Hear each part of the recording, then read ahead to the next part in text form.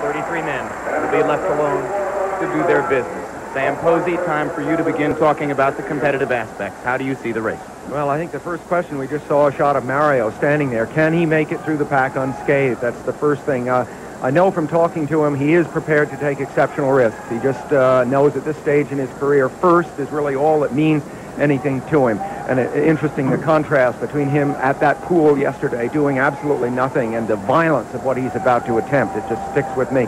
We'll have an isolated camera in a crane following that. We'll talk about the two favorites in just a second, but there are 5 men in this race who have never won the race who have a very, very good shot at it today. Emerson Fittipaldi, the Brazilian former world driving champion who led this race here last year, good shot. His teammate, Kevin Kogan, who won the opener this year at Phoenix.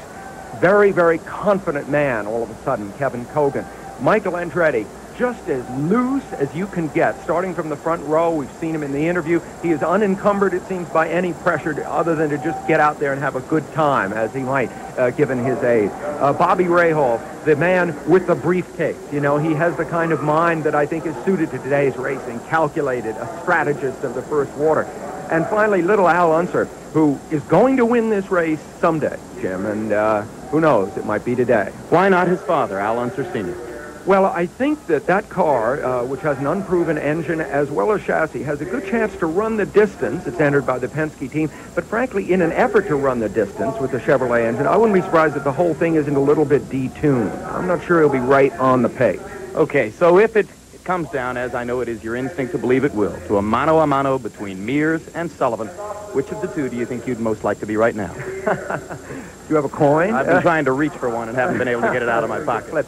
I believe Rick Mears is the better driver of the two, more experienced, certainly on the ovals. But things can happen in a 500-mile race, and it may easily be that it's a battle between the two, and I just wouldn't want to make a choice. All right. We will see as the race develops. Jim McKay, some very big moments are coming up. No question about that. Let's take a quick break and come back. We have held hands across America.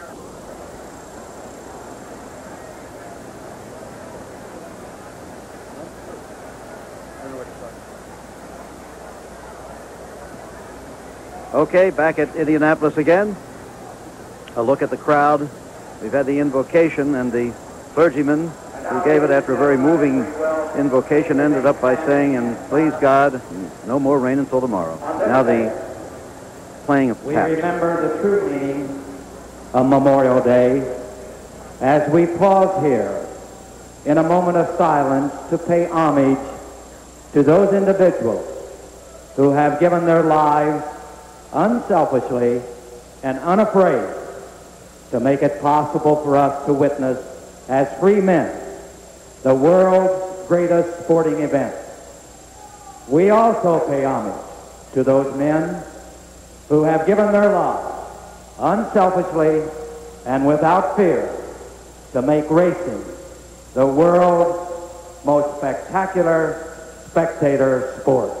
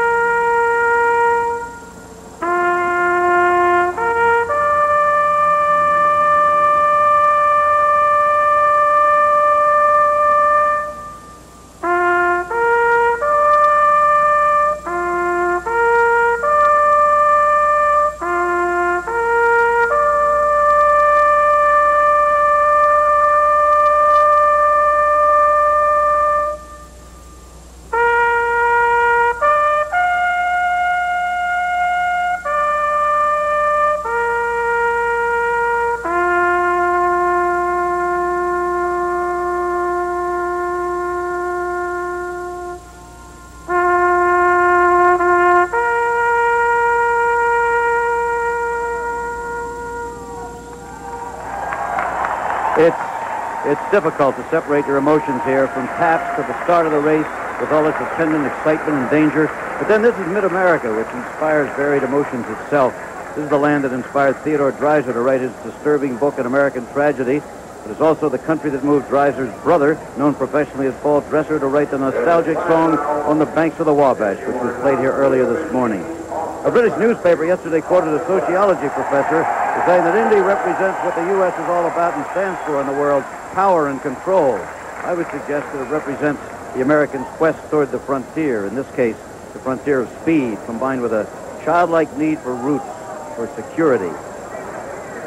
That's a need, I think, that will be summed up here in a matter of seconds for us in the traditional singing of Back Home Again in Indiana. It will be sung for us by John Davies, the artist in residence of the Indianapolis Opera Company. The artist in residence from the Indianapolis Opera, John Davies, singing the traditional Back Home Again in Indiana.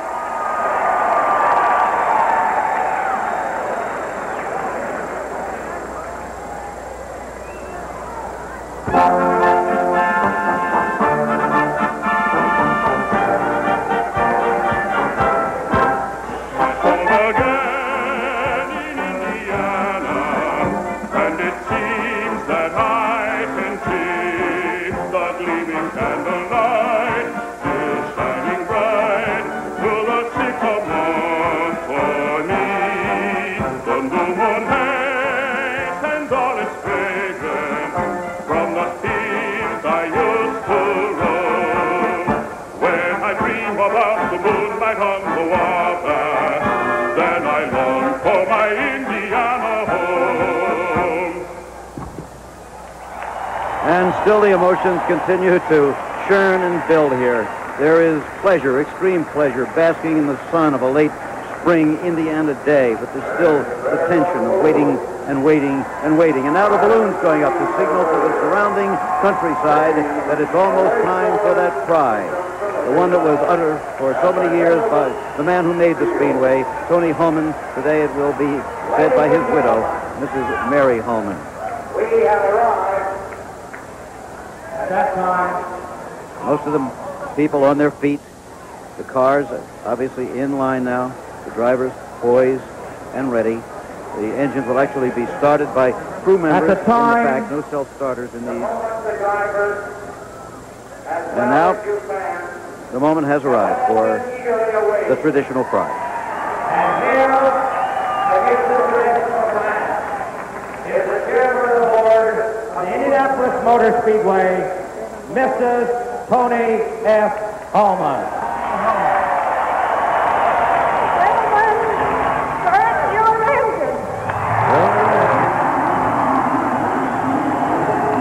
And so the sound of the engines dominates the scene now, but the real story is inside the car, inside the helmet, inside the racing coverall. The story is in the fingers tensed inside the glove, the race plan waiting in the mind since last Sunday, the small fear that gnaws at the most courageous spirit. The real story is inside the 33 men who are about to race at Indy.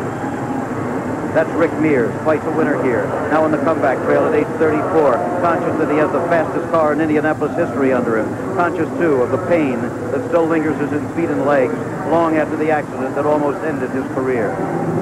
Mears on the inside of row one. Next to him, Danny Sullivan, the defending champion.